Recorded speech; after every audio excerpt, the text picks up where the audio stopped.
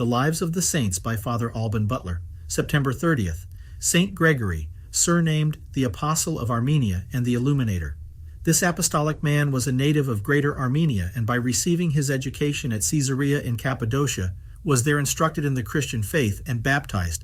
He opened his heart to the lessons of eternal life with so great ardor as entirely to banish the love of the world and the concupiscence of the flesh, having spent some years in the study of the science of salvation and in the heroic exercise of all virtues. He was touched with a vehement desire of procuring the salvation of his countrymen. This important affair he long recommended to God by his most fervent prayers, and at length returned to Armenia, and there preached the faith of our crucified Redeemer.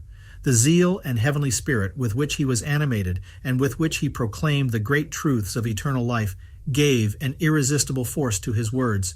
Nor were miracles wanting to confirm the holy doctrine which he announced.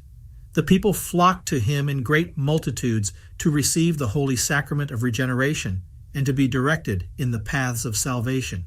The anonymous life of our saint in Syria says that he suffered much in this arduous employment, but that after some time Tiridates, the king of that country, embraced the faith.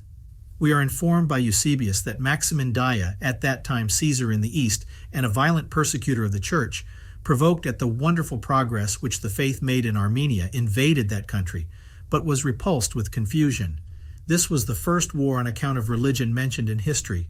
St. Gregory was consecrated bishop by St. Leontius, bishop of Caesarea in Cappadocia, and continued his labors in propagating the faith over all Armenia, and among many very barbarous nations near the Caspian Sea, as far as Mount Caucasus. He was called to bliss before Constantine the Great became master of the East, the Greek monologies say by martyrdom. An anonymous panegyric of this saint, published among the works of St. Chrysostom, mentions several discourses full of heavenly wisdom to have been written by him, also an exposition of faith which he gave to the Armenians. The Abbé de Villefroy informs us that this exposition of faith and 23 homilies of this glorious saint are preserved in an Armenian manuscript kept in the king's library at Paris.